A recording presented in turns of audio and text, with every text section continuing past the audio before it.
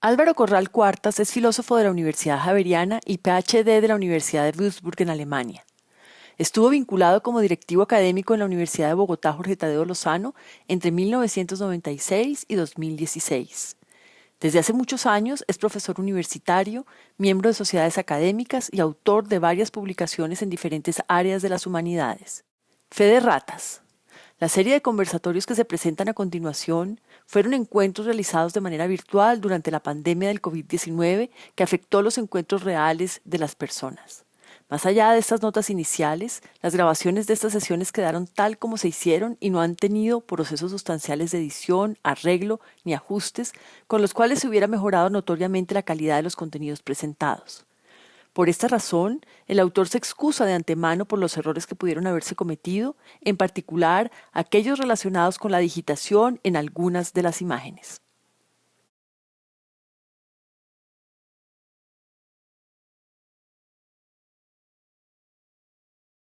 Yo, para tratar de reencauchar con lo que estábamos diciendo la vez pasada, decía que en esta ocasión, con la Capilla de la Arena, no quería dedicarme tanto a cuestiones formales relacionadas con la representación pictórica alrededor de lo que he llamado esa representación empírica, esa forma empírica de aproximarse a la perspectiva.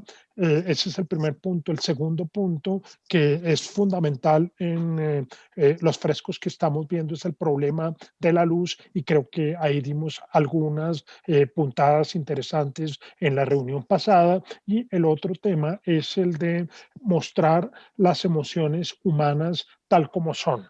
Todo esto, el propósito fundamental de todas estas tres o cuatro, estos cuatro factores con los que estamos analizando los frescos del Giotto, nos llevan en últimas a plantear que hay un esfuerzo predominante por lograr lo que hemos o podríamos llamar una naturalización.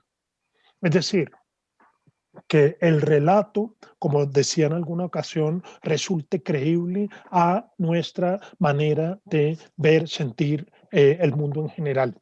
Y por eso hacía, creo que lo último que mencioné, me estoy devolviendo atrás en esta diapositiva. En la adoración de los magos había hecho una referencia al cometa Halley de 1301. Y a mí me interesa mucho recordar esto porque eh, si bien no hay posibilidad, y menos Giotto, de saber si realmente en el momento de la llegada de los magos a la adoración del niño Jesús en Belén, estuviera o no con algún evento del cometa Halley, eh, el cometa como tal era una aparición muy curiosa para los medievales y para la antigüedad. Y voy a repetir un poco esto porque me parece que es un problema muy importante. Y es para Aristóteles, y este es un asunto que se recupera no solo durante toda la Edad Antigua, sino en la Edad Media europea. Para Aristóteles el movimiento tiene dos características. Uno, el movimiento imperfecto, y otro, el movimiento perfecto. El movimiento perfecto para Aristóteles es el que está por encima de la luna. Es el mundo supralunar. Recordemos que Aristóteles, así como la gran mayoría de los filósofos griegos, vive en un mundo geocéntrico. La Tierra está en el centro del universo y dice, en ese modelo geocéntrico, hay dos clases de movimientos. El movimiento perfecto, que es el que está, si tomamos la Tierra como centro, el siguiente cuerpo celeste es la Luna. De ahí en adelante todos los planetas, el Sol y las estrellas, pensando en ese modelo geocéntrico, tienen movimientos perfectos, y el movimiento perfecto es el movimiento circular. Sin embargo, de la Tierra para abajo, perdón, de la Luna para abajo, todo el movimiento es imperfecto. Por eso es que hay movimientos rectilíneos, hay movimientos, la otra característica del movimiento perfecto es que es eterno. Las estrellas siempre están girando, los planetas siempre están girando, la luna cambia de fases, pero siempre está girando alrededor de la Tierra, mientras que en la cosmología aristotélica, pues se piensa que todo lo que ocurre en la Tierra no es eterno, sino que es temporal. Entonces, hay alguien en ese, o algo en ese esquema, que es el de el movimiento de los cometas y las estrellas fugaces también. Entonces, los cometas entran a aguar esa fiesta de la concepción perfecta e imperfecta del movimiento. Entonces, en la Edad Media, ese esquema empieza a sufrir una fisión, empieza a desmoronarse. Y uno de los primeros en anticipar este tipo de homogenización del movimiento van a ser muchos de los frailes a los que hemos estado aludiendo, incluso el mismo Santo Tomás. Si bien Santo Tomás sigue con la idea de dos tipos de movimiento, Santo Tomás empieza a reconocer que los cometas tienen unas características que no encajan en el modelo que propone Aristóteles. Esto, por supuesto, va a ser objeto de muchas discusiones durante los próximos 100 años. Estamos hablando finales del siglo XIII hasta pues 100, 200 años. Entonces, lo interesante que me parece aquí fundamental mostrar es cómo el Giotto, sin estar al tanto de esas discusiones académicas propias de la universidad, eso es algo que, como ya les he dicho en algunas ocasiones, no es posible demostrar. Lo que sí es que Giotto sí oía las discusiones de su tiempo. Entonces, lo que hace, y con eso creo que terminé la vez pasada, es si yo tengo que explicar en la pintura un movimiento que no es el movimiento de las estrellas y no es el movimiento de la Tierra, sino un movimiento como el de los cometas, tengo que hacerlo de manera parecida a cómo se mueven los cometas. Y esa fue la razón, y ahí te creo haber terminado, por la que decía que los ángeles tienen una cola de fuego muy parecida a la de los cometas.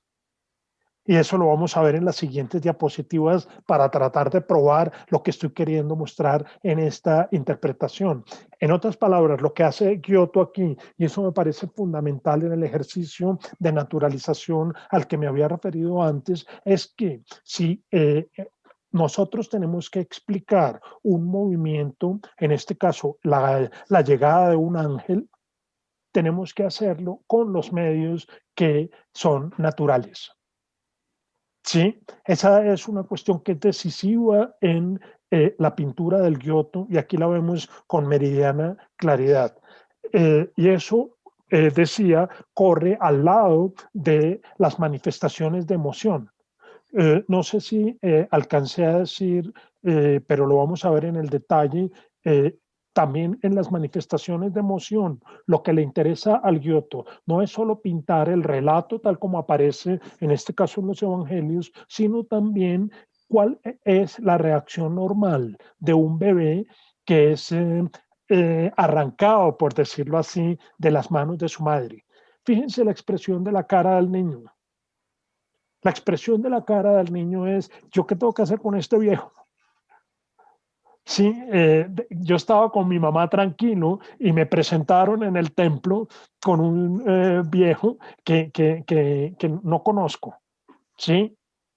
Y esa es la cara que vemos ese es el rostro, la expresión que vemos en el rostro del niño. Incluso corporalmente, ustedes ven la mano que dice, yo estaba más tranquilo allá y seguramente con la otra mano le debe estar agarrando la barba. Entonces, ese tipo de situaciones son completamente novedosas en el arte occidental, fuera de las excepciones muy poco conocidas de lo que sabemos de la pintura griega y romana. Entonces, Si continuamos entonces con el asunto de la huida a Egipto, aquí bien, tienen ustedes el ángel pintado a la manera de un cuerpo que invade el cielo. No es un pájaro, no es, pero es un cuerpo que tiene una capacidad para moverse rápido, similar a la del cometa. Entonces, si Giotto tiene que pintar un ángel con esas características, una manera de que él se sienta contento con esa descripción es haciéndolo a la manera de cuerpos celestes como el cometa. Bien, aquí cambiamos, seguimos a otro fresco que es la masacre de los inocentes. Miren ustedes, tenemos a Herodes dando la orden arriba y miren las caras, el salvajismo de los soldados cometiendo la masacre y el de las madres eh, truncadas, pues presas del dolor por la muerte de sus bebés. Bien, continuamos con esta escenificación de Cristo entre los sacerdotes del templo. Aquí el propósito de esta imagen es visualizar la forma como el espacio interior, o sea, el espacio que nos presenta el pintor, es un espacio que cada vez se va haciendo más amplio, ¿no? Tenemos aquí pues a Cristo joven haciendo los padres Joaquín perdón, la Virgen y San José y con los sacerdotes que oyen la explicación, pero el punto aquí es cómo, que esa es la otra dimensión, cómo la representación del espacio se va haciendo también más creíble. Alguien puede decir, bueno, aquí lo que está ocurriendo es que el espacio se está volviendo homogéneo. Y eso es cierto.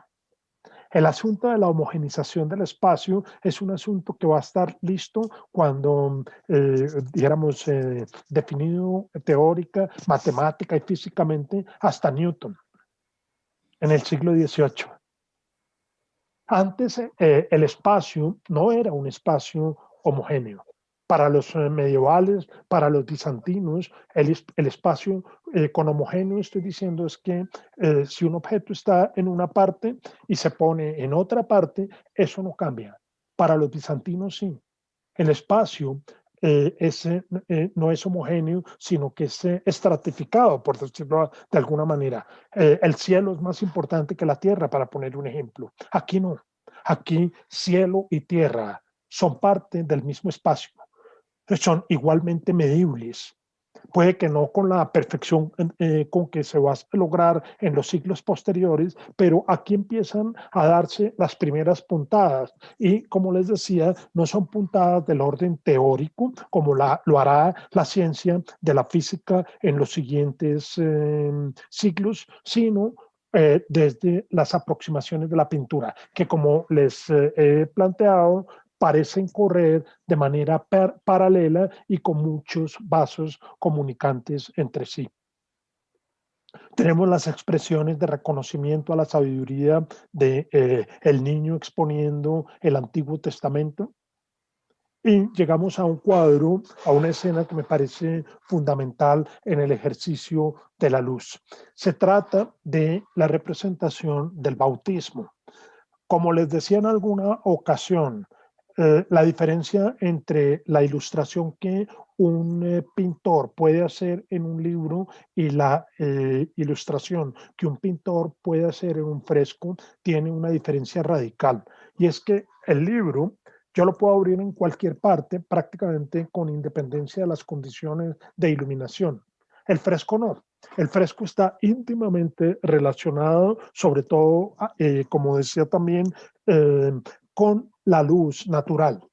Hoy en día, pues por supuesto se puede poner luz artificial, pero en la época en que esto fue pintado, hasta finales del siglo, mediados del siglo XIX, pues la luz, la única fuente de luz es una fuente de luz natural. En este fresco que narra la escena del bautismo, vemos algo sorprendente también. Y es que aquí la luz no es solo la luz que recibe el fresco desde afuera, sino la luz que se recibe desde adentro. En otras palabras, la llegada de Dios Padre es una posición muy interesante, la forma como Dios Padre desciende, es una explosión de luz. Y esa explosión de luz tiene consecuencias. Miren ustedes que la forma como están iluminados Cristo y San Juan Bautista difiere de la forma como están iluminados los otros personajes. Y esa iluminación depende no de la luz natural de la capilla de la arena, lo cual pues por supuesto fue tenido en cuenta, sino es la luz de Dios Padre. Es la luz que viene de arriba, en este caso, esa irradiación de luz superior. Es la luz que hace que el cuerpo de Cristo, en esta parte, al no estar cubierto por las aguas del río Jordán, pues sea más claro, mejor, está mejor iluminado que el resto del cuerpo. Entonces, esta es otra prueba de lo que estaba diciendo antes, del ejercicio mental del Giotto, por decir, muy bien, tenemos una luz sobrenatural que es Dios Padre, llega a hacerse presente en el momento del bautizo. La forma de hacer creíble eso es contándolo cómo nosotros los seres humanos podemos hablar de las luces que aparecen. En otras palabras, la, con una luz material o con una luz inmaterial, con un fenómeno lumínico, bien sea el del sol o el de la irradiación que puede producir Dios Padre, en últimas, las sombras son sombras. Y eso es lo que vemos también en el vestido, o la toalla, perdón. Esta capota tiene una iluminación más clara, recibiendo la luz de la iluminación interior, sombreada, y no por efecto, como decía, no por efecto de la iluminación que tiene la capilla, sino por efecto de la luz que viene del cielo. ¿Sí? Este fresco también tiene una cuestión sobre la cual me gustaría volver a insistir, porque la vez pasada fue muy rápida la alusión que hice a este problema, y es el problema sobre el azul del cielo. Creo que todos en alguna vez de la vida nos hemos preguntado por qué el cielo es azul. Y les decía que pues hoy tenemos teorías, por supuesto, muy sofisticadas para explicar ese fenómeno, pero en esta época Roger Bacon, uno de los franciscanos que se leía y discutía en Padua, tenía una teoría muy curiosa y decía el azul del cielo es un azul que resulta de la profundidad. En otras palabras, es un color que debería ser el negro. El más cercano al negro, que eso es lo que vemos de noche, el más cercano al negro es el azul profundo. Y eso, dice Bacon, se comprueba cuando nosotros vemos un estanque de poca profundidad. En un estanque o en el mar, por ejemplo, donde es poco profundo, pues el mar tiende a tener una coloración azul pálida, verdosa, y sí, dependiendo de la iluminación, pues, pero el punto es, permite pues una coloración que sea clara dependiendo de la profundidad, mientras que la experiencia en alta mar es la de un mar donde no vemos el fondo y el color es cercano al negro. Traigo a colación esto porque hay algo común en todos los azules del fondo. Y es que el azul que el Giotto nos presenta aquí es un azul que es como si los cuerpos que están delante estuvieran pintados sobre la base de azul. En otras palabras, es como si Giotto, muy posiblemente sin haber leído esa curiosa doctrina de Roger Bacon, la estuviera aplicando. Lo interesante con esta interpretación es que resulta que eso no es empíricamente viable. Y creo que aquí tengo un ejemplo al respecto. Aquí tengo la recuperación, esto es antes de la restauración y esto es después de la restauración, donde el impacto es mucho más visible a propósito de la luz que les decía emana, no solo de la capilla en cuanto a construcción, sino de la luz de Dios Padre. Y con el azul que entre otras creo también haberlo dicho, el azul aquí por el costo del material no se podía hacer al fresco, sino tocaba hacerlo al seco. Y eso es lo que explica la tendencia, por ejemplo, en esta zona a oscurecerse. En la pintura al fresco, y ese es un detalle técnico interesante, en últimas lo que está ocurriendo es una reacción química que es la que se logra con el proceso del secado del yeso. Entonces, en el secado del yeso, lo que el yeso hace es hacer una serie de conversiones químicas que no se dan con la técnica de al seco. Eso tiene como consecuencia que los tonos azules, como este de aquí, al no estar sujetos a esa reacción química, con el tiempo tienden a volverse grises.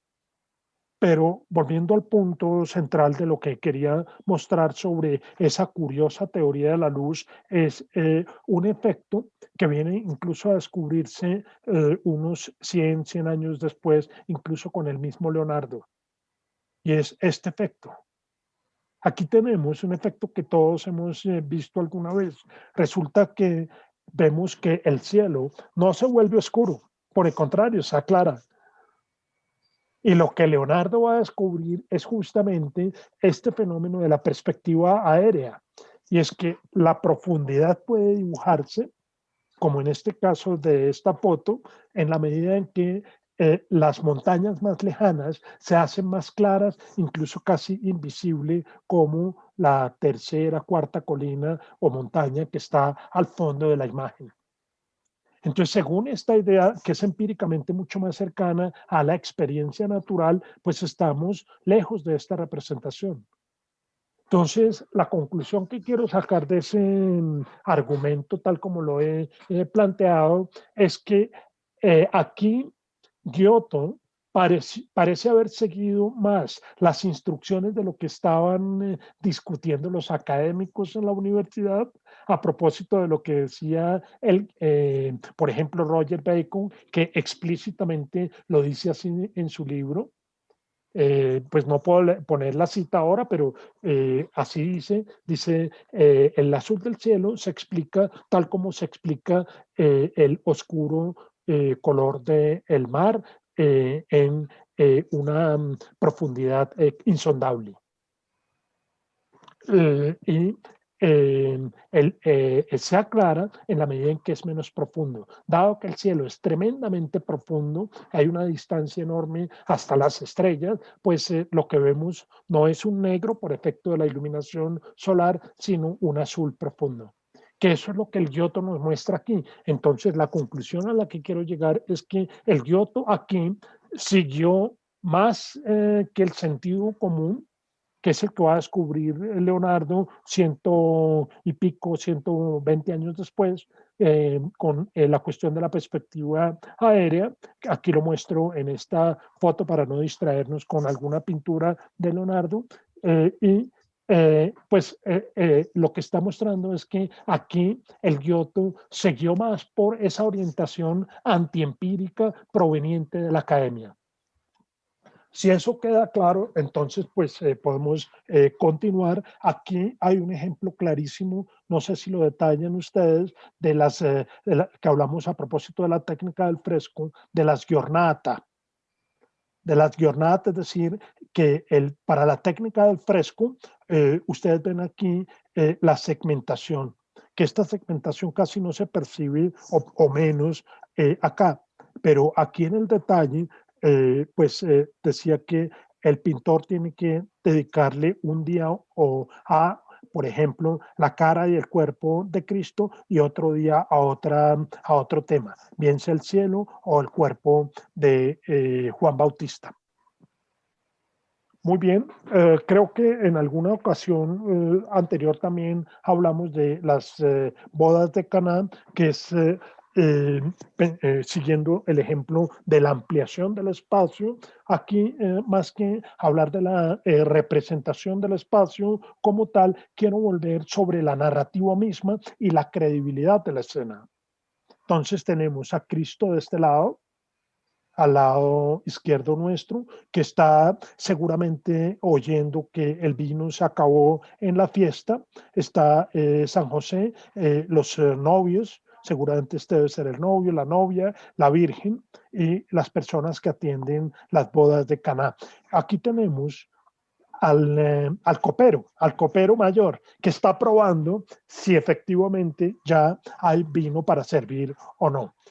Y está la escena en la que esta otra persona vierte agua en las ánforas.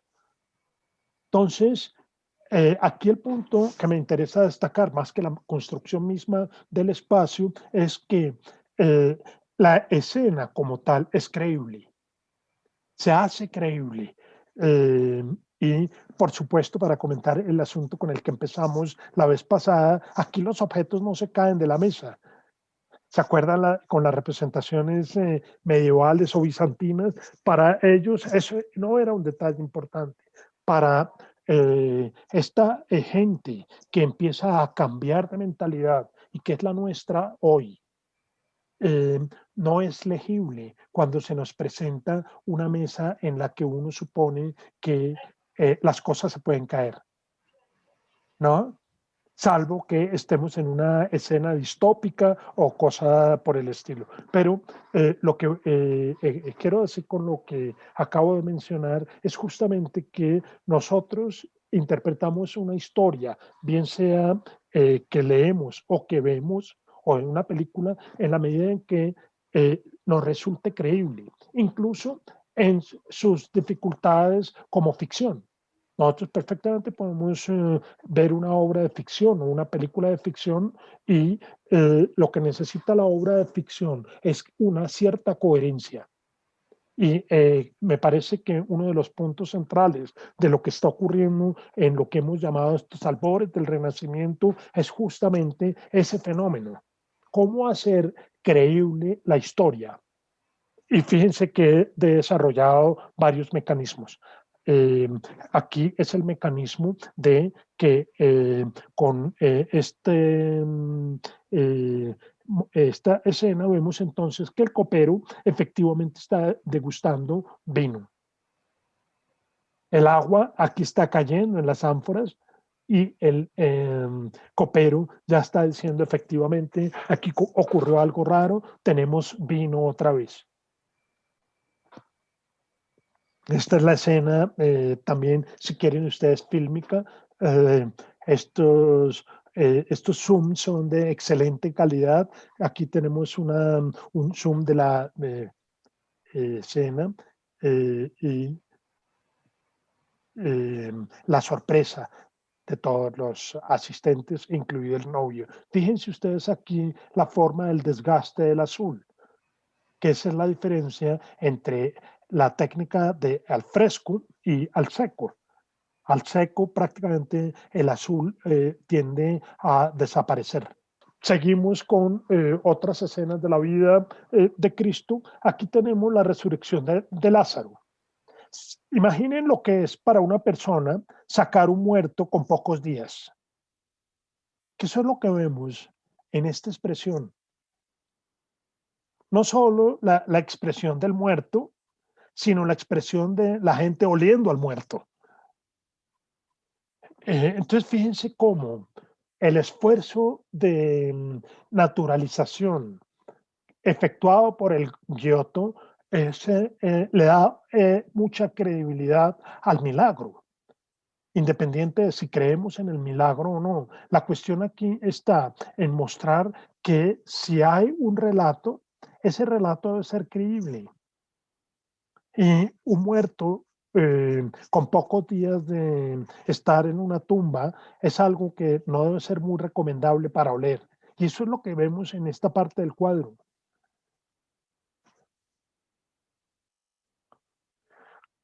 Bueno, viene la entrada a Jerusalén, donde en ese ejercicio de lo que estoy mostrando, fíjense los colores del asno, fielmente reconstruidos, lo mismo que la tensión del árbol por el peso de los niños. No piensen ustedes, estos son olivos y los olivos, las ramas de los olivos, pues están sosteniendo a las personas que están pendientes de de la entrada de Jesús eh, en Jerusalén. La expresión de Jesús con los cambistas en el templo. Esto está en estrecha relación con lo que decíamos a propósito del donante de la capilla. ¿Recuerdan ustedes el señor Enrico Scrovegni, que era usurero? Entonces aquí está, pues hay una relación. En este caso, fíjense, Cristo levantándole la mano con furia a los cambistas para regañarlos, porque seguramente deben estar haciendo algún tipo de negocio que los favorece a ellos y no a las dos partes. Y la expresión, miren ustedes aquí, la expresión de los sacerdotes, tan chismosiana, ¿no? Que en el contexto de de la historia, tal como se nos cuenta en el Evangelio, estos son los momentos que preceden la denuncia de Cristo antes de todo el proceso del Calvario y muerte. La traición de Judas, ¿no? Con la forma como el diablo trata de seguir a Judas y después de la entrega de las monedas de plata. La última escena, no me voy a detener aquí mucho para poder continuar, el lavatorio de los pies, donde sí me interesa ver el detalle de la forma como seguramente este debe ser Pedro, quien se quita las sandalias para que Cristo pueda lavar los pies.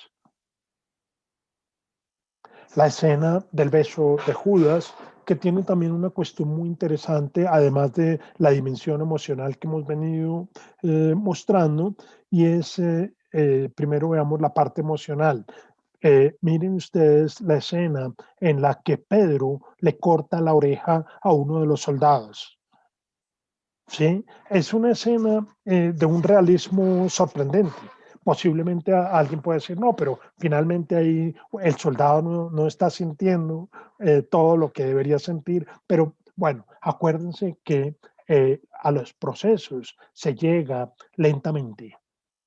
Entonces, aquí hay si quieren, un esfuerzo notorio por dar razón de, en este caso, de hacer creíble el relato. Y el segundo comentario que quiero que veamos es la poca incidencia que tiene la luz de las antorchas. Supuestamente, por la misma condición de que la iglesia, pues el fresco resulta visible solo con la luz natural de la iglesia, pues aquí las antorchas, la verdad, no juegan casi que ningún papel fuera de estar pintadas en la parte de arriba. Uno debería esperar aquí que las antorchas proyectaran algún tipo de luz en los personajes. Pero entonces esto seguramente creo que se puede entender, no sé si explicar, pero por lo menos entender, sugiriendo que aquí entra en conflicto la luz de la capilla, la luz diurna, por ejemplo, con una escena nocturna, que en este caso pues sí la vemos más ennegrecida con el cielo que está al fondo. ¿Sí? Jesús ante Caifás, y aquí ocurre otro fenómeno que sí está relacionado con el de las antorchas en esta escena del beso de Judas. Fíjense que aquí el soldado tiene una antorcha. ¿Sí la ven? Esa antorcha, sí ilumina de manera diferenciada la estancia donde está Caifás. Fíjense que esta parte está más iluminada que esta otra. Acuérdense que lo que ha hecho el Giotto aquí es quitar una de las paredes de la habitación, como en otras muchas de las escenas que hemos visto, para poder decirnos, mire, esto es como si estuviera adentro de la habitación. Entonces encontramos a Jesús que está pronto a recibir los escarnios de la cruz, de la corona de espinas y los azotes, todas esas cosas. Está en el momento en que aparece ante Caifás y Caifás rasgándose las vestiduras.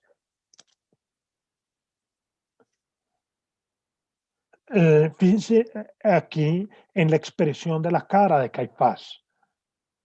No puedo creer que lo que me está diciendo este hombre que se cree hijo de Dios. Eso es capaz de ruborizar al más sabio de cualquiera de los sacerdotes. Es la reacción humana de alguien que dice, como en este caso, o presencia, que dice ser hijo de Dios. Entonces, imagínense, es la reacción humana. Posiblemente hoy desde nuestra mentalidad de creyentes o no, pues podemos ver esto con otra lógica, pero en la lógica humana es completamente comprensible que alguien se muestre hasta tal punto su ira, incluso para llegar a ser capaz de romperse las vestiduras. Y eso es lo que nos muestra el Giotto aquí. En el escarnio y la flagelación de Cristo eh, tenemos, es de las pocas, o de las mejor, de las primeras ocasiones en la que aparecen negros representados, formando parte de la gente que se burla de Cristo le ponen el cetro y la corona, ¿no? Fíjense las caras, en este caso, de la burla. Llegamos a la crucifixión. No me quiero detener aquí, sino en un par de detalles.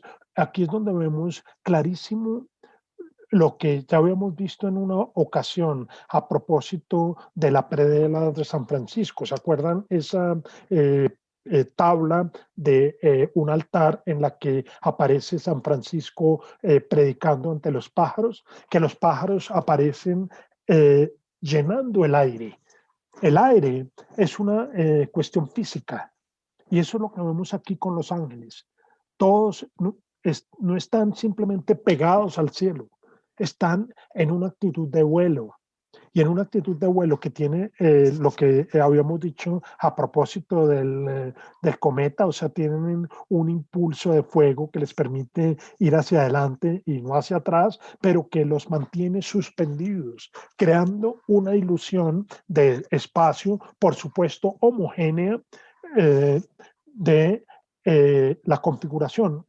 No sé si ustedes ven Los Ángeles, todos son distintos, cada uno en una expresión de absoluta zozobra frente a la escena. Aquí tenemos, creo yo, un zoom de eso. Tenemos el desfallecimiento de la Virgen y de María Magdalena. Y miren la expresión de este ángel. No solamente es la expresión de desazón respecto de la escena que está contemplando, sino que también es con una posición en el aire, es decir, está volando y es creíble ese vuelo. Pero también hay otra referencia que creo que ya habíamos ilustrado antes y vuelve a aparecer aquí. No sé si ven en la parte baja de el Cristo en una especie como de caverna, los huesos de Adán, que esa es la manera simbólica como se indica que por medio de la crucifixión Cristo estaba salvando a todos los que murieron después de Adán.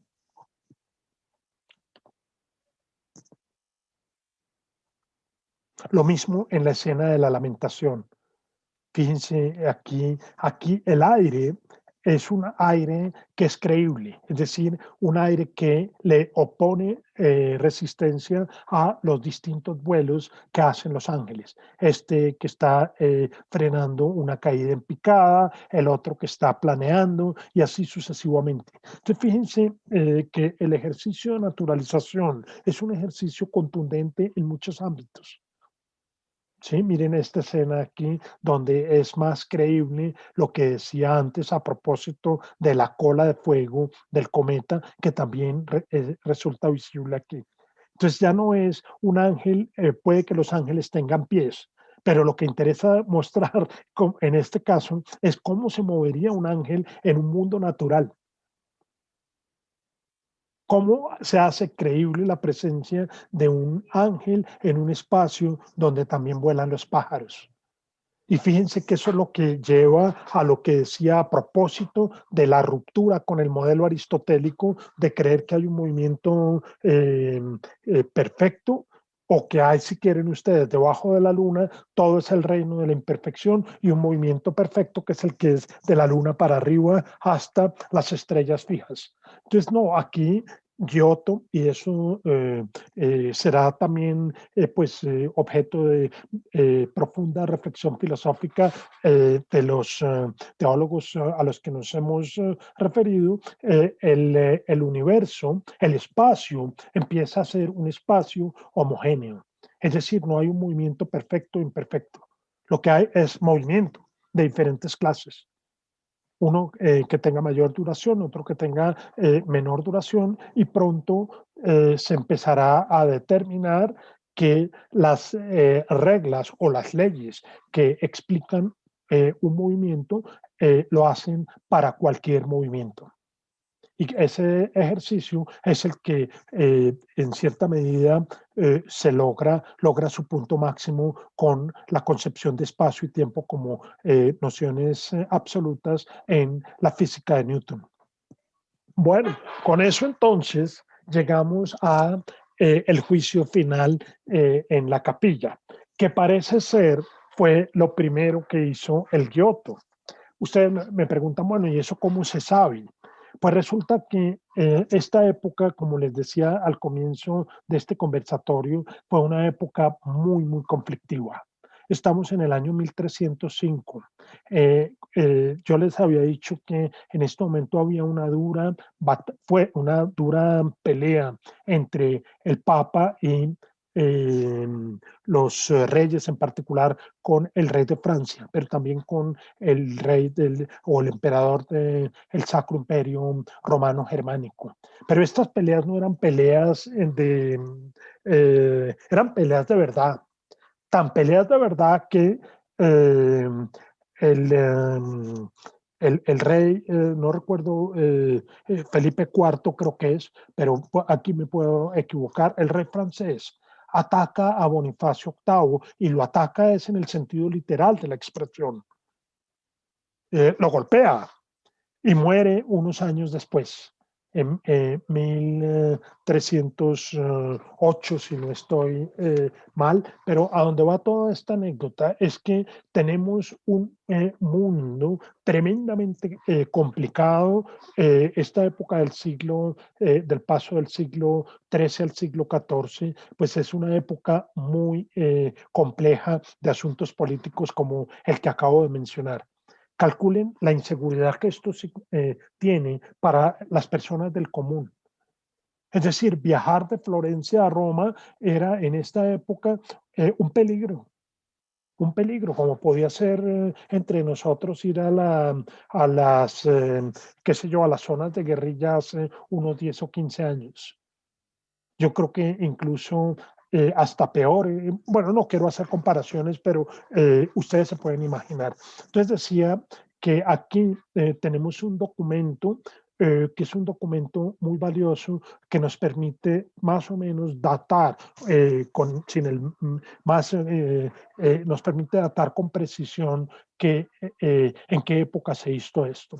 Pues hay un documento notarial de 1305 donde se dice que en esta capilla que estaba bajo supervisión de los frailes vecinos al palacio de Enrico Scrovegni. Scrovegni estaba haciendo una capilla mostrando cosas absolutamente increíbles y que no mostraban los intereses de religiosos, sino los puros intereses de Enrico Scrovegni.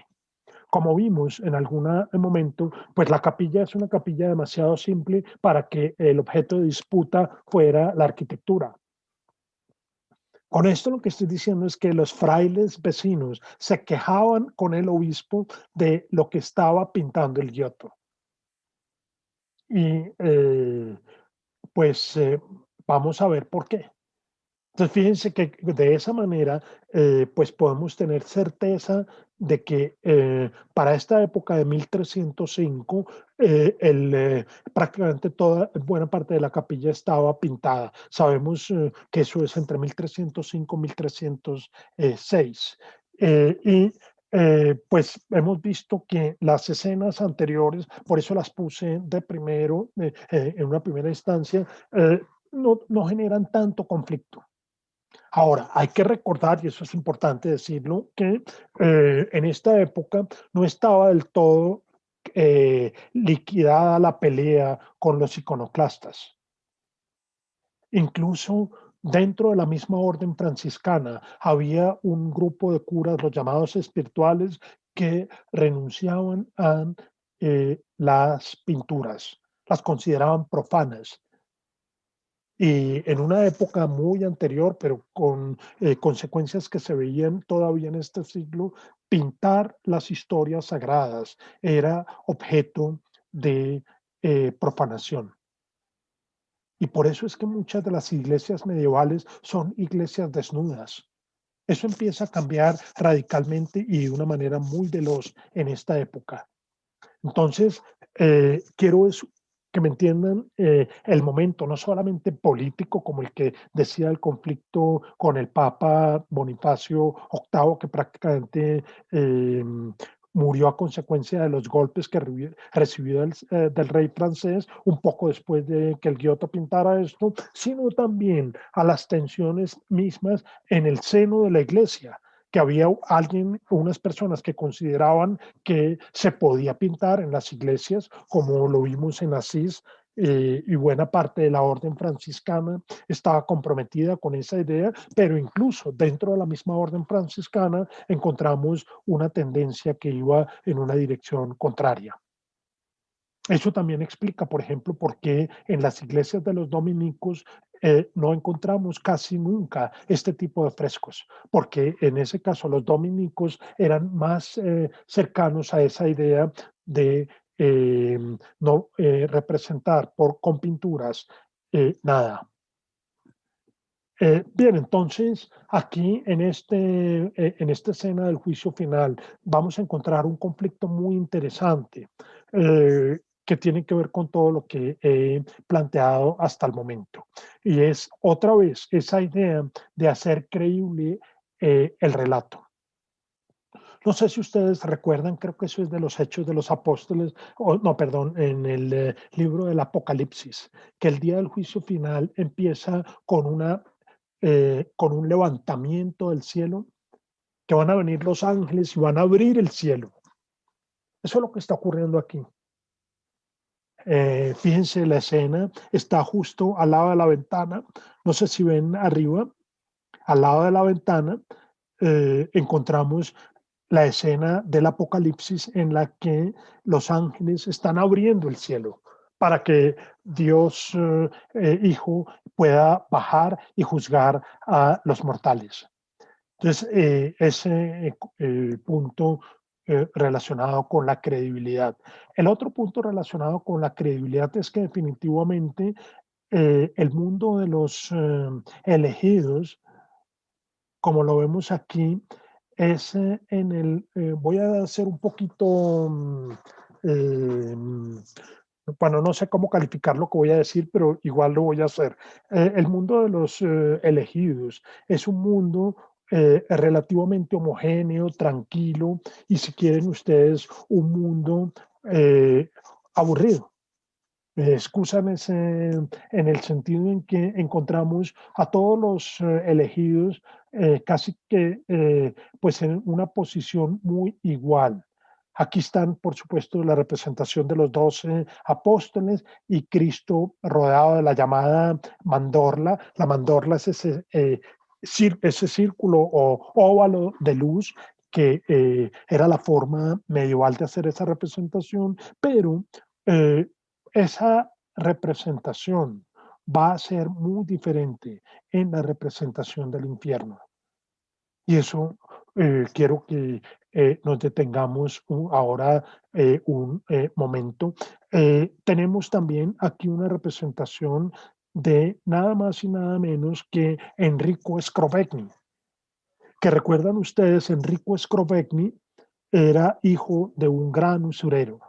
Tan usurero era el padre de Enrico Scrovegni que Dante lo pone como el ejemplo de los usureros en el infierno. Y para volver a las cuestiones históricas que son relevantes en lo que estoy diciendo sobre Enrico Scrovegni, tan grave era el pecado de la usura en esa época que la consecuencia era la confiscación de los bienes. Muy hábilmente, Enrico Scrovegni logra que no le confisquen la totalidad de los bienes, sino que le permitan, como vimos en la primera escena, construir el palacio en lo que era el anfiteatro romano y esta iglesia.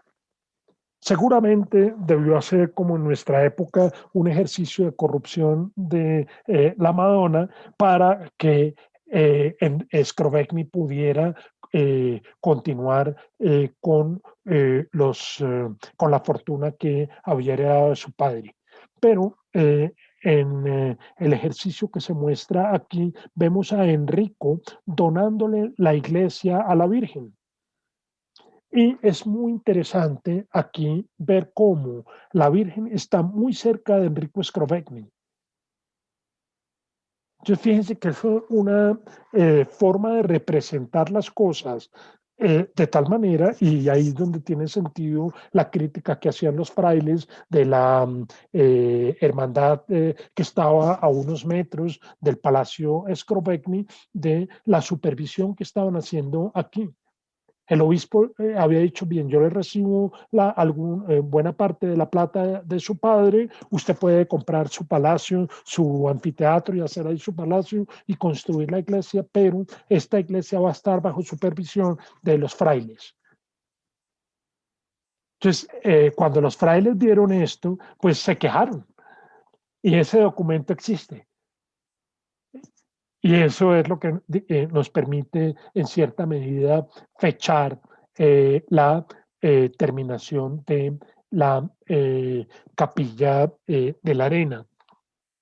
Tenemos entonces aquí la representación de Cristo Salvador que baja a la escena del juicio, que como les decía, aparece al lado de los 12 apóstoles. Y en todo caso, con una representación natural, es decir, una representación que apunta a lograr credibilidad, fuera de lo que mencioné a propósito del cielo de los elegidos más arriba, pues lo demás es creíble. Y eso lo voy a mostrar con esta referencia de otro artista muy importante de finales del siglo XIII, que es Pietro Cavallini. Ahí se me fue un error en la digitación. Pietro Cavallini hace una representación del juicio final, del cual se conserva muy poco en la iglesia de Santa Cecilia en Roma. Aquí, sí, fíjense el contraste a propósito de lo que estoy diciendo. La mirada de Cristo en este fresco es una mirada mucho más comprometida, si quieren ustedes. Es una mirada que tiene que ver, yo tengo la tarea, si quieren, divina y humana, pero dado que estoy en presencia humana, tengo la tarea de definir cuáles pueden pasar al cielo de los bienaventurados y cuáles tienen que condenarse en el infierno. Esa no es la expresión de este Cristo, como tampoco es la expresión de ninguno de los apóstoles. que es lo único que queda del juicio final de Cavallini. Aquí la representación que se hace de los apóstoles, unos al lado de la Virgen María, si ven la Virgen de este lado, y otros al lado de San Juan. Esto puse las dos imágenes, realmente está una al lado de la otra, y aquí en la mitad vieron ustedes los ángeles con Dios Hijo en la mitad. Eso es todo lo que hay del juicio final de Cavallini. Aquí vemos cómo los rostros son inexpresivos. Esa es una diferencia importantísima, a pesar de las cuestiones en común que se puedan destacar entre estas dos representaciones del juicio final. Pero como les decía, y tenemos aquí la representación de los que van camino de ser elegidos, con expresiones diferenciadas, ¿no? En este caso, pues vemos poetas, aquí los tienen con las hojas de laurel, tenemos nobles, tenemos religiosos y religiosos de la orden, por ejemplo, esta es de los dominicos, de los franciscanos, de los cistercienses, en fin, de las distintas comunidades. Atrás vemos a los ángeles con una expresión entre duda y alegría. ¿Serán estos o serán los otros? Esa es la expresión que uno lee de las caras de los ángeles. No es una expresión de total alegría, sino es una expresión de hay que ver a ver que no se nos cuele ninguno por aquí. En la parte de abajo vemos a otros que están haciendo méritos para pasar del purgatorio al cielo. No, fíjense, estos no forman parte de los elegidos. Aquí vemos el pie de Enrico Scrovegni. Más adelante, no sé si venga a continuación. Sí, aquí está. Con eh, la oferta de la capilla. Fíjense, ¿recuerdan la diapositiva en la que mostré la capilla de la arena? Y el grabado del siglo XVIII, pues aquí tenemos la representación de Enrico Scrovegni entregándole la capilla a la Virgen, que esa era una de las condiciones que había impuesto el obispo. Yo le dejo construir su palacio en lo que era el antiguo anfiteatro romano y usted hace una capilla dedicada a la Virgen María. Y esa es la razón por la cual vimos escenas de la Virgen en el resto de los frescos y de Joaquín y Santana. Tenemos entonces otra cosa que resulta interesantísimo en esto es la vecindad que existe. En otras palabras, aquí no se resuelve si Scrovegni va a ir al cielo o no. Pero si uno atiende, y en eso el relato, fíjense, la mirada de Cristo viene en dirección casi que de Scrovegni. Por supuesto, este es el campo visual de Cristo. Todos los elegidos que están ya en el cielo, los que van a entrar al cielo, que están aquí abajo con los ángeles, y eventualmente Scrovegni. Scrovegni está en un punto medio entre el purgatorio y el cielo. No está como lo puso Dante en el infierno. El padre, sobre todo. El padre era peor que Scrovegni, como usurero. Y era, a pesar de estar en Padua, pues su pecado de usura era conocido incluso en Florencia. Bien hechas esas aclaraciones sobre el cielo, veamos el infierno. El infierno es un relato apasionante, no solo en lo que vemos aquí del Giotto, sino en lo que también podemos leer de Dante. Alguien se preguntará, bueno, ¿y Dante cómo está en este ejercicio? Dante estaba escribiendo también el infierno. La comedia, el texto que conocemos de Divina Comedia, pero Dante la tituló solamente Comedia, es Boccaccio quien le añade el epíteto de Divina unos años después. Dante estaba escribiendo. En otras palabras, no hay o es muy poco probable la existencia de algún tipo de comunicación entre el Giotto y Dante. Algunos los ven como amigos, pero Dante fue exiliado de Florencia y prácticamente estaba de ciudad en ciudad tratando de ganarse su vida como intelectual con muy poco éxito. Y la comedia termina de escribirse, primero parece ser que se escribió el infierno, luego el purgatorio y luego el paraíso, pero empieza a escribirse hacia 1305 también. Que ese es un dato que permite de alguna manera afirmar con certeza que no pudo haber existido comunicación entre el Dante y Giotto.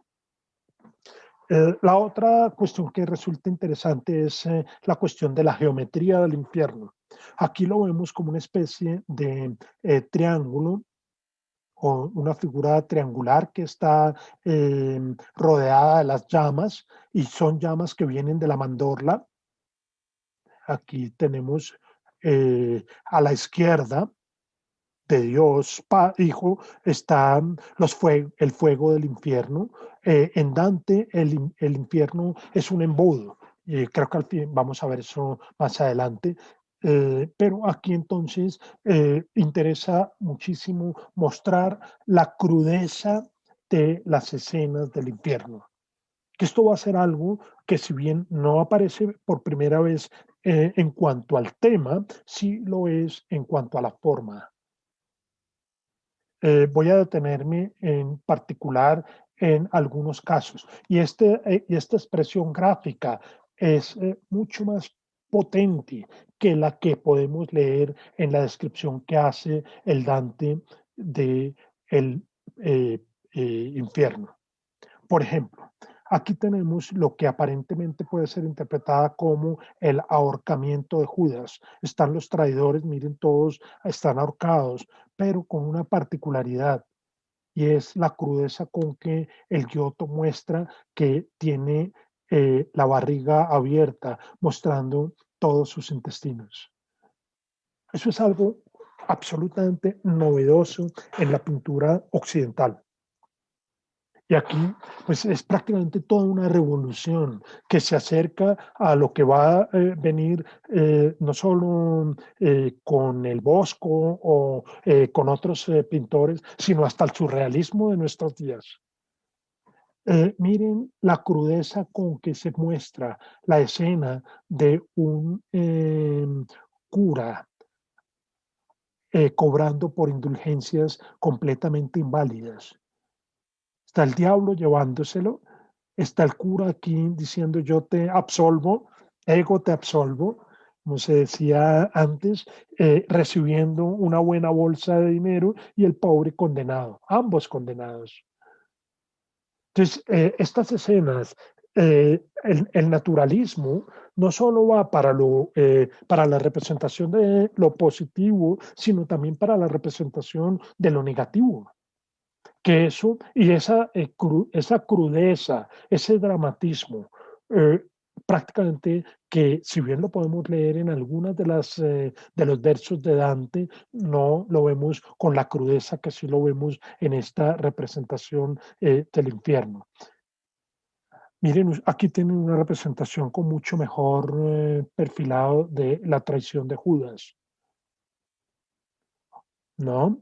O de la representación a propósito de la lujuria.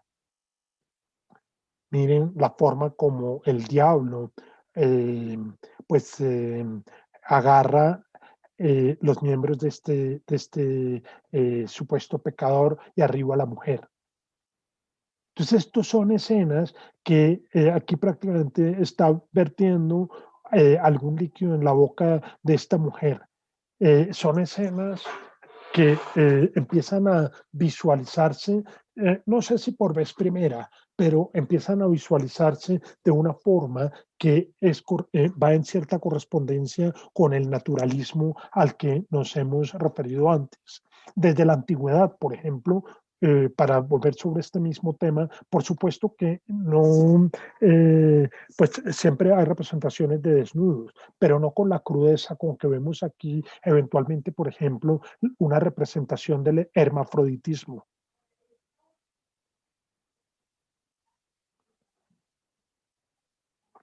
Aquí vemos otro, en este caso es un franciscano, no por el hecho de ser franciscano, el fraile es bueno.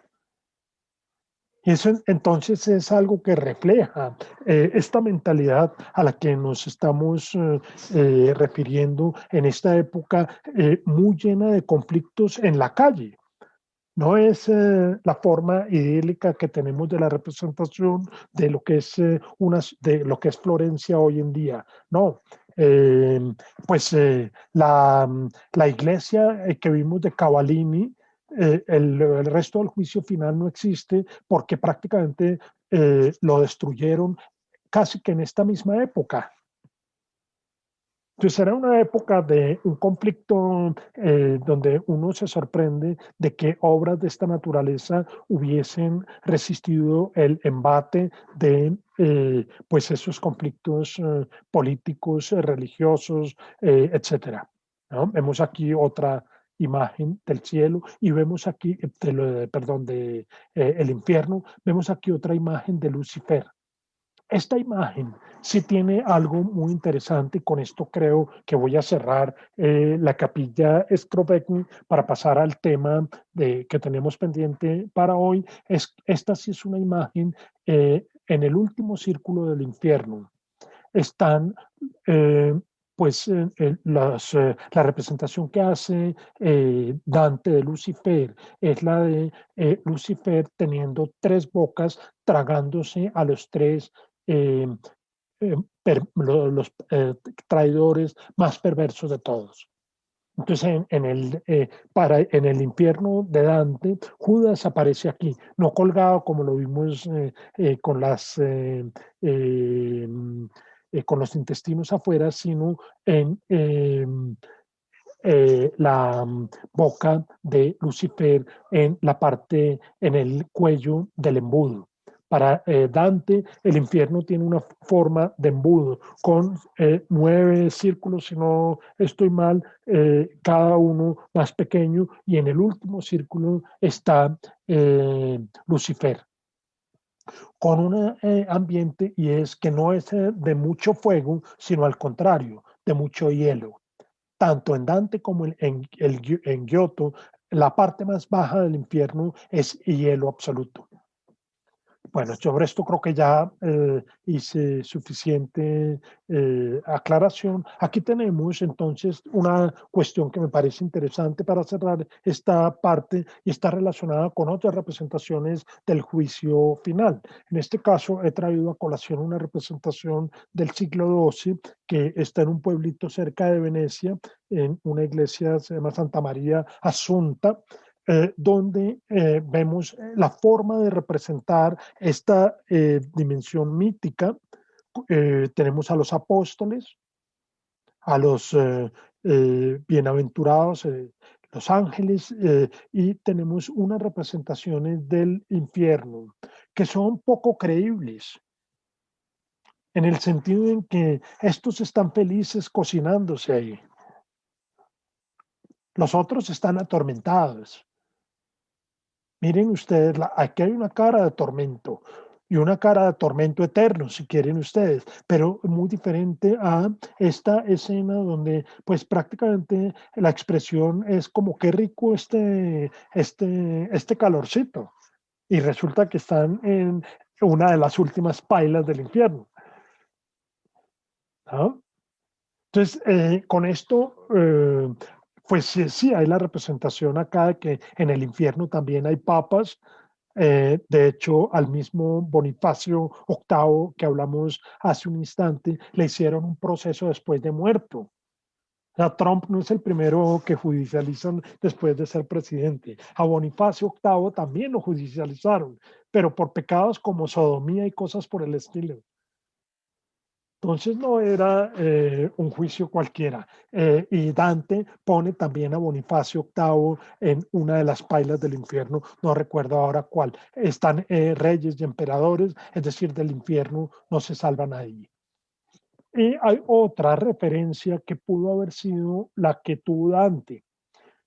Quienes hayan visitado el baptisterio de la Catedral de Florencia, es decir, el edificio que queda enfrente cuando uno sale de la catedral, uno entra al baptisterio, y tiene este mosaico en el techo. Es un mosaico octogonal. Aquí tienen 3 de las 8 caras del octógono, donde hay una representación también del juicio final, con una característica que es, esta es la parte relacionada con Lucifer. Entonces es muy probable, y Dante fue bautizado acá. Dante fue bautizado en esta iglesia, entonces es muy probable que Dante sí haya visto esta representación de Lucifer con las 3 bocas, 2 de serpiente o 3 bocas de serpiente, tragándose a los pecadores con los pecados más graves. ¿Sí? El nombre es el Copo di Marcobaldo, el artista que hizo el baptisterio de la Catedral de Florencia en el techo. Entonces, y aquí tenemos una representación de Sandro Botticelli de 1485, en el que hace una representación del infierno de Dante. Aquí tenemos los círculos del infierno con el Dite, que es el lugar congelado donde está Lucifer, con las descripciones, no me detengo ahora, pero es demostrar, este es de los documentos, el más antiguo, uno de los más antiguos manuscritos donde está la comedia de Dante. Para terminar entonces con lo que tenía para hoy, para la sesión pasada, a propósito de Giotto.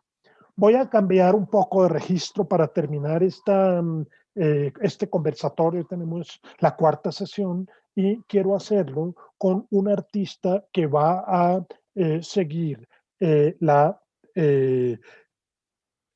revolución lograda por Giotto Giotto, como les decía, muere en 1337, es decir, 40 años antes de que naciera Masaccio. Pero me interesa mucho mostrar cómo todavía falta tiempo, faltan años para que se consolide lo que hemos llamado Renacimiento. Es decir, todos estos albores del Renacimiento prácticamente fue un amanecer que tomó 100 años, incluso más. Y me parece que una manera de cerrar este ciclo es mirando lo que hizo Masaccio en la capilla Brancacci. Estamos en Florencia, del otro lado del río, pasando el río, no en donde está la catedral, sino del otro lado del río hay una capilla, la capilla de Santa María del Carmine, que tiene esta capillita interna, una iglesia, la iglesia de Santa María del Carmen, y esta capillita que es la capilla Brancacci, que por circunstancias de la vida se mantuvieron las paredes originales y el techo, como ven, es de la época barroca, pero se mantuvieron las paredes originales de Masaccio. Entonces quiero terminar aquí mostrando algunas de las peculiaridades de esta capilla, porque me parece que es un ejemplo contundente de lo que hemos venido hablando en este conversatorio, en estas sesiones, sobre el problema de la luz, sobre el problema de la naturalización. En otras palabras, lo que veíamos, lo que decíamos a propósito de cómo hacer creíble el relato. Puede ser un relato de la ficción, pero como tal, un relato creíble. Y por otra parte, cómo se hace creíble también el asunto relacionado con la representación del espacio. Igual, Masaccio, como ven ustedes aquí, muere en 1428. Muere jovencitico, prácticamente a los 27, 28 años. Y está unos años antes del tratado de Alberti sobre la perspectiva artificial, pero sí entra en contacto con algunos de los experimentos de Brunelleschi sobre la perspectiva artificial. que no sé si alcancé a decir algunas cosas al final, pero el punto es que Masaccio logra por vía empírica lo que eh, Brunelleschi va a demostrar y lo que Alberti va a configurar teóricamente a propósito de la perspectiva artificial. Y eso pues es muy interesante porque es una forma que tiene, dijéramos, el arte de acercarse a las preocupaciones de la ciencia, sin la necesidad que tiene la ciencia de erigir, por ejemplo, demostraciones que valgan para cualquier mundo posible. Aquí lo importante es que el artista da cuenta, pero sin poder dar la demostración. Eso es algo que logra Alberti y solo Alberti. Alberti logra hacer una demostración de por qué las cosas son matemáticamente así. Eso pues está lejos tanto del interés del Giotto como del interés de Masaccio. Para tener una idea de la belleza de esta capillita, tenemos el lado izquierdo. Aquí entramos.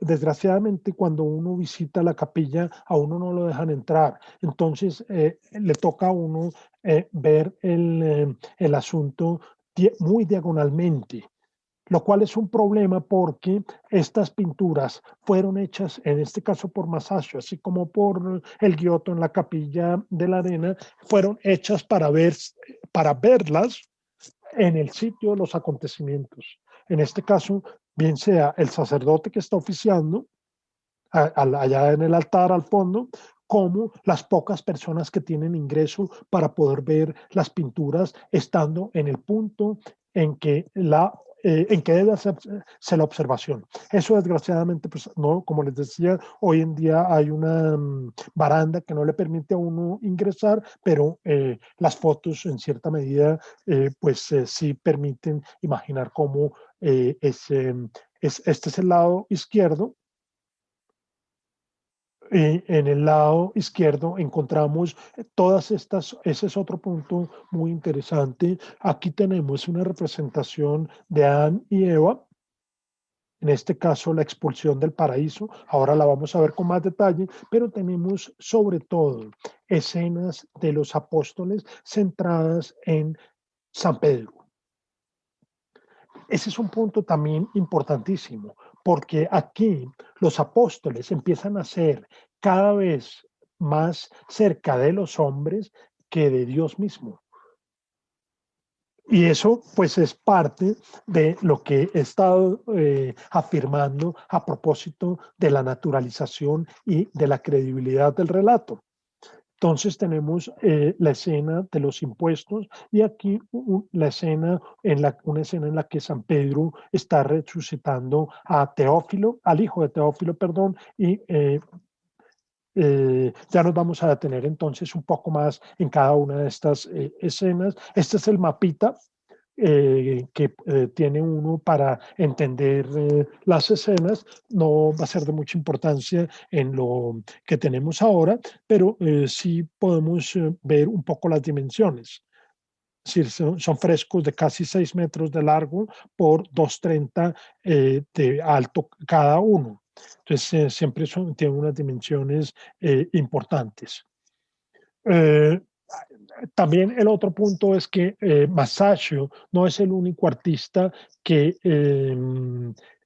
trabaja en la capilla Brancacci. De hecho, el donante, el señor Brancacci, comisionó primero a Masolino da Panicale, que es un artista que está haciendo una transición más lenta hacia el Renacimiento. Y por eso traje eh, esta obra de Masolino da Panicale, donde representa la tentación, que si bien ya se acerca mucho al modelo renacentista, tiene todavía algunos lastres, o no lastres, algunas eh, connotaciones más relacionadas con lo que decíamos antes a propósito de ese espíritu bizantino de la representación. Entonces aquí la escena de la tentación, que es una escena que podría explotarse de maneras que van a ser los artistas posteriores, aquí se presenta como una cuestión muy serena. no sé si ven la culebra con cara de mujer en la parte de arriba del árbol, pero me interesa es contrastar la serenidad de esta escena con la que vimos. Voy a saltarme un poco aquí unas diapositivas con la escena del paraíso, de la expulsión del paraíso, donde sí vemos el drama pleno. O sea, aquí vemos las enseñanzas de el Giotto, en este caso puestas por Masaccio, de mostrar justamente el drama de la expulsión del paraíso, contrastado con lo que veíamos aquí de la escena serena de la tentación. Bien, voy a detenerme entonces en algunas de las escenas de que aparecen en esta capilla Brancacci. Esta es la escena del pago de los impuestos. Este es un relato pictórico espectacular porque es un poco lo que he dicho en algunos de estos conversatorios, una escena desarrollada como una película. En Mateo, pues se cuenta que en alguna ocasión iba Jesús con sus apóstoles caminando y se encontró con un recaudador de impuestos. Y el recaudador de impuestos le pregunta a Jesús, bueno, ¿y tú ya pagaste tus impuestos? Entonces, pues Cristo un poco sorprendido, Jesús un poco sorprendido, no, no he pagado mis impuestos, pero voy a ver la manera de hacerlo. Entonces le dice a Pedro, Pedro, ¿por qué no vas y eh, miras, pescas un pescado y seguramente ese pescado tiene una moneda y con esa moneda pagamos el impuesto? Entonces fíjense que tenemos aquí una escena del presente que lleva a una segunda escena. Ahí tenemos a Pedro quitándose la túnica y pescando el pescado, y creo tener aquí sacándole la moneda, le saca la moneda al pescado y después en la tercera escena está Pedro pagándole al señor de los impuestos el dracma de la contribución de Cristo y los demás apóstoles. Entonces fíjense que aquí hay una narrativa y una narrativa que es creíble y una narrativa que para el que lea lo que nos cuenta Mateo, pues prácticamente podríamos reconstruirla como la acabo de hacer. Pero ese es un punto. El otro punto está relacionado con la credibilidad del espacio. Fíjense que aquí ya tenemos un espacio que se expande más allá de un simple cuarto, como una simple habitación, como lo veíamos en el caso del Giotto. Aquí tenemos, perdón, bueno, la expresión de Cristo sorprendido cuando le hacen la pregunta, el detalle de Pedro entregándole el dracma al recaudador de impuestos, y tenemos un punto, un asunto relacionado con la configuración del espacio. Y es que aquí tenemos que la confluencia de las que suponemos líneas paralelas en el mundo ficticio, o sea, las ortogonales, coinciden en un único punto. Es decir, aquí tenemos una muestra clara de que la perspectiva artificial, el pintor la ha logrado con una eficiencia absoluta. Yo he tomado aquí como paralelas en el edificio real estas. Esta línea es paralela, las líneas de las escaleras son paralelas con esta otra línea y con estas. Lo que nos dice la perspectiva artificial años después es que todas las líneas paralelas en el plano de la representación son concebidas como ortogonales. Estas ortogonales coinciden en un único punto. Y ese punto es un punto que está enfrente de nuestros ojos, que no puse la línea de horizonte, porque la línea de horizonte es un concepto que aparecerá justo en la demostración de Alberti. Pero lo que sí aparece aquí es que el lugar en el que debemos estar ubicados nosotros es enfrente. Por eso es que esta ilusión es poderosísima y nos pone en el mismo nivel en que está Cristo con los apóstoles. ¿Sí? Aquí de acuerdo con la demostración que hace Alberti, Alberti dice, aquí tenemos que trazar una línea horizontal que no he pintado porque esa línea horizontal no la descubrió Masaccio por la vía empírica. Lo que descubre Masaccio es que las miradas sí parecen estar en el mismo eje horizontal, pero no lo traza con la facilidad con que podemos trazar aquí las ortogonales. Y este no es el único ejemplo. Prácticamente es un ejemplo que vamos a encontrar en todas las imágenes de la capilla. Tenemos el lado derecho con otras escenas de la vida de Pedro. Aquí tenemos entonces lo de Masolino, la escena de la tentación de Masolino de Panicale, pero el resto sí es de Masaccio. Y voy a detenerme entonces aquí con algunas de estas escenas. Tenemos aquí lo que les decía, eh, la resurrección del hijo de Teófilo y la entronización de San Pedro como primer obispo de Antioquía. Eso aparece en un texto que era muy leído en esta época, hoy en día completamente desconocido para nosotros, que es la leyenda áurea de Jacobus da Voragine. No recuerdo si era fraile franciscano o dominico, pero no importa. El caso es que allí nos cuenta también una película.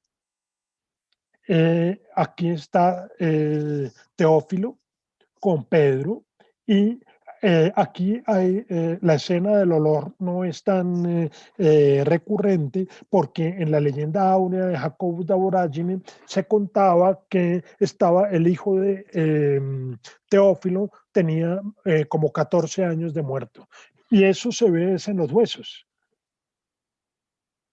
Entonces, el problema, aquí ya no, el problema no era un problema de olor, como lo vimos en la escenificación de El Giotto. Eh, el interés que tengo en este fresco es variado también. Resulta que en este fresco, así como Masaccio está contando una historia de el Nuevo Testamento, Masaccio está contando también una historia de su propia época. No sé si ven ustedes a Masaccio en el fresco. No sé si alguien me ayuda a identificarlo. Masaccio es el personaje que está a la extrema derecha. Ya lo vamos a ver. Pero entonces la pregunta es, ¿qué nos está contando aquí Masaccio? Lo que nos está contando es una escena en la que, tomando la escena, la historia de la leyenda áurea, nos cuenta un conflicto político que fue central para la vida de Florencia de esta época. Resulta que quien está aquí sentado, metafóricamente, es Teófilo. ¿Sí? En el plano del relato, pero en el plano de la historia, si quieren ustedes, periodística de los últimos años, estamos ya en 1422 aproximadamente, lo que estamos viendo es la imagen de un personaje que se llamaba Gran Galeazzo Visconti, que era el duque de la Lombardía, el duque de Milán, que había amenazado a Florencia prácticamente hasta quitarle su libertad. Ese amigo Gran Galeazzo Visconti, que es el que estamos viendo aquí, eh, era un enemigo acérrimo de Florencia y prácticamente llegó a dominar a la ciudad. Entonces, hay una especie de reacción y eso es de la comunidad florentina para evitar ese abuso. Eh, eh, esa cuestión histórica, pues era la forma como quienes veían lo que estaba pintando Masaccio aquí recordaba lo que había ocurrido años antes. Galeazzo Visconti era prácticamente contemporáneo del Giotto, o sea, casi aquí se está relatando una historia que nos cuenta la leyenda áurea que ocurrió 1400 años atrás, y una escena que estaba todavía fresca en la memoria de los florentinos, que había ocurrido 100 años antes, que es la escena de la invasión de Milán a Florencia, con un asunto, y es que aquí Pedro tiene la efigie del Papa Martín V, y el Papa Martín V fue el que sirvió de mediador entre Gangaleazzo Visconti y no los regentes, pero sí el presidente del Consejo de Florencia en esa época. Entonces, esto es interesante porque prácticamente es una consecuencia directa del ánimo realista del que hemos estado hablando. Es decir, la historia bíblica no solo es ejemplarizante por todo lo que pueda contarnos a propósito de que no es conveniente que los reyes se pongan a pelear entre sí, en este caso Florencia y Milán, sino que en un caso concreto de pelea, como es el de Milán y Florencia, la iglesia puede intervenir y puede intervenir mediando.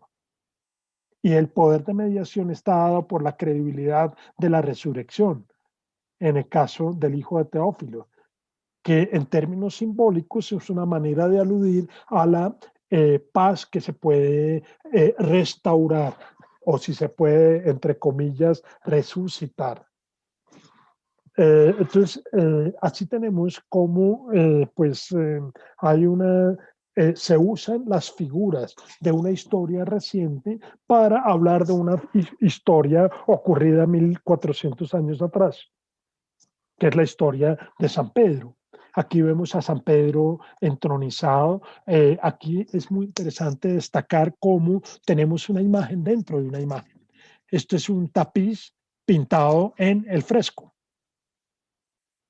Y tenemos el asunto al que me refería antes, suponiendo que este techo es paralelo con este techo y esta pared es paralela con esta pared, entonces ambas paredes confluyen en sus ortogonales, y eso es lo que vemos que es el caso, donde también tenemos que la mirada del observador, es decir, la mirada nuestra, permite establecer una línea de horizonte que no, igual no la pongo aquí como una línea, eh, no la dibujo porque es un asunto sobre el cual todavía esta dimensión empírica de la construcción de perspectiva no había sido del todo consciente. Pues resulta consciente en la credibilidad de la pintura, es decir, que para el pintor cada vez es más claro que el punto de observación es fundamental para la comprensión del relato. Y aquí tenemos el retrato de la forma como Masaccio se representa, es decir, mirándonos a nosotros. Entonces, fíjense que lo que vimos en alguna ocasión con ese conversatorio de las meninas, cuando vemos que en las meninas Velázquez se pinta mirándonos, pues no es la primera vez. No sé si esta sea la primera vez, pero sí es de las ocasiones significativas en la que el pintor forma parte de la pintura con otros amigos. Eh, Aquí tenemos, lástima, zoom aquí no es tan bueno, pero fíjense que está Masaccio mirando fuera de la pintura, está Masolino de Panicale, el que hizo esa representación serena de la tentación de eh, Eva a Adán, Alberti, es decir, y Filippo Brunelleschi. Es decir, los dos a los que prácticamente corresponde la invención empírica de la perspectiva y la demostración teórica en términos matemáticos de la perspectiva artificial. Entonces, fíjense que prácticamente aquí están como los tres de los cuatro más importantes con todo este tema de la representación de la perspectiva por la vía empírica, por la vía demostrativa y por la vía teórico-matemática. Y miren este detalle de la representación de San Pedro, otra vez aludiendo al éxtasis de Pedro. Pero uno aquí puede preguntarse, ¿qué está mirando Pedro? No sé si alguien recuerda la composición de la iglesia. ¿Qué está mirando Pedro aquí? La respuesta inicial está mirando al cielo, pero si recuerdan ustedes, eh, esto está en uno de los laterales de la iglesia. En últimas, Pedro está mirando a la representación de la Virgen que está encima del altar. Y por eso decía que era fundamental, que es fundamental que a uno lo dejen entrar a la capilla si uno quiere ser consciente de ese efecto. Porque ese efecto es muy difícil lograrlo estando uno afuera de la capilla. Estando uno fuera de la capilla, pues uno es como casi que como acá, que no, ni idea qué estará mirando. Pero cuando uno se ubica en la capilla y tiene uno la línea de horizonte que no he dibujado en esta pintura, como la línea que corta prácticamente siguiendo la línea de los ojos de todos los personajes, uno inmediatamente percibe que el éxtasis de Pedro está relacionado con la imagen de la Virgen que está justo en la dirección hacia la cual está mirando. Aquí. Álvaro, qué pena una pregunta. Dale, dale. Es que en la otra imagen donde se ven todos, hay algo que me llama la atención y es la estatura de En- todos. Es bien curioso. sí. Todas las cabezas están al mismo nivel. Mm, Sí. ¿Sabe por qué es eso? Porque, claro, entiendo No, que está la línea de horizonte, que es el punto de referencia de la vista, pero es muy raro que en un grupo tan grande de personas todas estén a la misma estatura, como si todos eh, midieran lo mismo. no te puedo dar la razón. Aquí sí vemos que el único más chiquito sí es Panicale. No sé si lo ven en el extremo derecho, al lado de Masaccio. Es más bajito, pero es el único. Sí, Y curioso. los otros están arrodillados. O sea, es poco probable que Panicale esté arrodillado. Entonces, no sé cuál sea la respuesta. La cuestión sobre el asunto de la estatura es un asunto muy interesante. No, como te digo, no te puedo decir por qué. Voy a mirar si aquí hay alguna diferencia. Fíjate que aquí tampoco. En esta escena tampoco encontramos, si hay un detalle Sí, tampoco. muy interesante y es que las caras sí están escorzadas. Es decir, la cara, en este caso de Pedro, es más grande que la cara de Juan igual que la cara de Andrés. Ajá. Ustedes me preguntarán, bueno, Álvaro, ¿y por qué sabe que este es Andrés y no otro? Por el color. La representación de la túnica de Pedro normalmente trae ese hacia el amarillo ocre, que lo vemos más aquí en esta parte de la túnica y en esta parte de la túnica. Entonces, por eso es que sabemos que es Pedro, además de la barba. La representación de Juan casi siempre se hace con túnica roja, que en este caso, fíjense que por el asunto de la luz, es un tipo de túnica que por iluminación está iluminada de manera diferente a la de Cristo mismo. Y el verde se le deja a Andrés, pero entonces me llama la atención, eso lo acabo de detallar ahora, es que hay un escorzo en las caras. En otras palabras, lo que quiero decir es que si uno quisiera hacer, no, aquí no puedo hacerlo, uno quisiera hacer una línea ortogonal de las caras, suponiendo, por ejemplo, que las mejillas de las cabezas corren paralelas a la parte del techo de la cabeza, pues uno sí podría sacar también ortogonales de las cabezas. Y estoy prácticamente seguro que estas ortogonales tenderían a este punto de fuga. ¿Sí? Pero la pregunta que tú me haces sobre el tamaño de los personajes no me queda, no la puedo responder. Lo que sí me permite con eso es hacer una aclaración. No sé si ustedes detallaron que en el juicio final sí hay una diferencia de tamaños. Cristo es grandísimo, Sí, todas las figuras, todas las demás figuras tienen tamaño humano. Como diría Nietzsche, serían humano, demasiado humano, pero Cristo está en otro mundo. Y muy posiblemente, no, muy posiblemente no, seguramente los ángeles que vimos estaban detrás de los bienaventurados son más grandes. Incluso estando detrás, que deberían ser más pequeños. Entonces, es como si ahí Giotto tuviera un conflicto de la representación del personaje divino frente al personaje humano. Entonces, más allá de eso, no sé.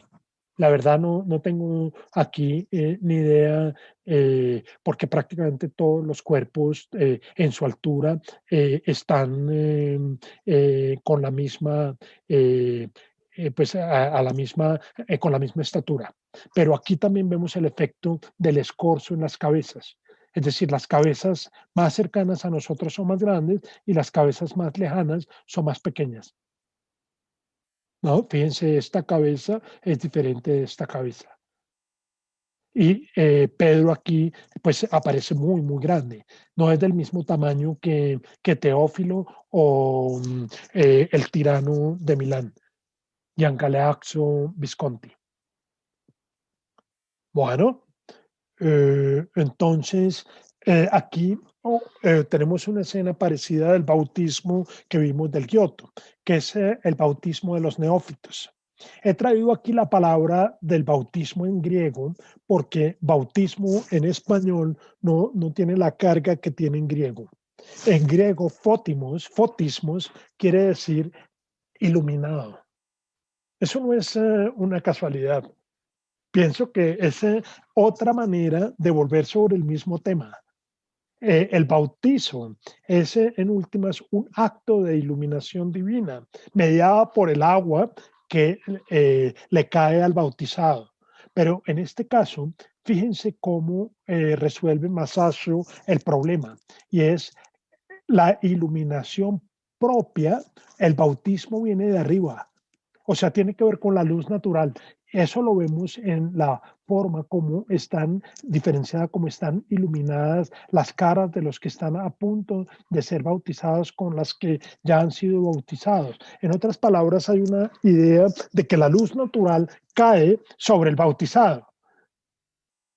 La luz del bautismo en el sentido simbólico, pero esa luz del bautismo en el sentido simbólico no puede ser otra que la misma luz real, sobre todo cuando aquí no se muestra otra fuente diferente de la luz real. Ese punto pues me parece que es importantísimo destacarlo. Eh, Y aquí lo vemos entonces con más claridad en la forma como se ilumina el cuerpo del recién bautizado. Y es como si el agua tuviera ese efecto de fotismos, en el sentido, de ahí viene fotografía, por ejemplo. Fotos en griego, fotografía, una impresión gráfica de la luz, esa es la etimología de fotografía, pero es la misma raíz etimológica de fotismos para bautizo, que es como bautizar eh, con luz, iluminar. En últimas, fotismos quiere decir iluminado. Bien, aquí también quería detenerme en un asunto técnico relacionado con, pues que tiene alguna relación con lo que veíamos la semana pasada a propósito del fresco. Y he puesto aquí las cuatro términos de la técnica italiana para el manejo de los colores, siendo evidente en este caso lo que en técnica pictórica se llama el cambiante. O sea, esto se traduce en español como el cambio, el cambiante, que las sombras sobre un objeto amarillo puede usarse un cierto tono de rojo para poderla hacer más fuerte. Entonces, y es una técnica diferente del esfumato, que es una transición que va, pues no la vemos aquí en esta, el esfumato va a ser una técnica posterior, Leonardo va a ser uno de los que introduce y hace uso explícito de esta técnica del esfumato. Está el uso del chiaroscuro, que es una técnica que se empieza a trabajar desde esta época, y la unión. Entonces, algunas de estas técnicas pictóricas que tienen que ver con la forma en que se logran unos y otros contrastes, ya empiezan a aparecer con el Giotto, y con, por supuesto, y con Masaccio. No me voy a detener mucho para poder terminar con lo que quiero mostrar hoy. Tenemos esta escena que está narrada en los Hechos de los Apóstoles, que tienen que ver con la distribución de las limosnas y la muerte de Ananías. No sé si ustedes recuerdan la historia de Ananías. Resulta que Ananías le dio por hacerle trampas. Quería ser un católico muy devoto, y para ser católico muy devoto en la época de los apóstoles había que renunciar a los bienes más importantes. Entonces Ananías no vendió los bienes más importantes, sino que se quedó con una parte de ellos. Entonces, cuando se encontró con Pedro, pues prácticamente le dio un infarto. Y aquí tenemos a Ananías muerto. La historia en los Hechos de los Apóstoles, aquí encontramos Pedro distribuyendo las limosnas entre los pobres, y Ananías muerto. Pero entonces Ananías, en la historia de los Hechos, se relata también que Pedro le dice a la esposa: mira lo que acaba de hacer Ananías, le dio infarto por traicionar no a los hombres. Con nosotros pues se puede equivocar, por traicionar al Espíritu Santo, creyendo que el Espíritu Santo no sabe qué es lo que pasa con la entrega de los bienes. Pero independiente de la narrativa, aquí también tenemos una cuestión interesante con la construcción del espacio, y eso es algo que también va a ser descrito y prescrito, si quieren, por tanto Brunelleschi como por Alberti. Y es que en este caso la composición lleva a un punto de fuga que está muy por fuera de la pintura. ¿Sí? Aquí, fíjense lo que las ortogonales, otra vez, tomemos solo las de esta pared. Estas son líneas paralelas en el edificio real. Las ortogonales confluyen en un punto que está a una distancia bastante bien afuera del cuadro. Lo mismo ocurre en la curación del paralítico y la resurrección de Tabitá. El espacio narrativo cuenta dos escenas. Una escena que es la de Pedro resucitando, curando al paralítico, y Pedro resucitando a Tabitá. Tabitá era una señora muy piadosa, que hacía eh, túnicas muy preciosas para uso de los apóstoles. Y estando de paseo, de correría, Pedro por Galilea, pues se enteró de que había muerto. Igual aquí tenemos entonces la escena sin paredes para poder ver lo que está pasando al interior del cuarto, y vemos seguramente algunas de las túnicas que había hecho antes de morir. Lo interesante también en esta composición, fíjense que en esta escena, si quieren ustedes, de composición fílmica, escena 1 y escena 2, hay una escena que es la escena 3, de un par de transeúntes que están conversando alegremente al margen de lo que ocurre. Prácticamente no están enterados ni de la curación del paralítico, ni de la portentosa resurrección de Tabitá, sino que van conversando de sus puntos. Pero si vemos qué pasa aquí también en la construcción del espacio, veremos algo que es el punto de referencia no son ellos. Aquí el punto de fuga siempre hay que concebirlo cuando está dentro de la pintura, o en un punto que puede extenderse al infinito, no necesariamente en la pared del edificio que está al fondo. Pero fíjense que vuelve a coincidir lo que hemos dicho a propósito de la construcción empírica de la perspectiva. Es decir, el pintor aquí ya es consciente de que el espacio tiene unas propiedades y esas propiedades volvemos al punto, son propiedades homogéneas, independiente de los tres relatos. Los tres relatos son diferentes, son, si quieren ustedes, inconmensurables entre sí, pero si ocurren en un mismo espacio, el tercer espacio es entonces el de la conversación de estos dos personajes, ¿no? Finamente vestidos y que van conversando prácticamente sin que esta idea, este relato los conmueva o los interese, y lo mismo con este de la derecha. Pero entonces aquí lo que ocurre es que el espacio sí se homogenizó.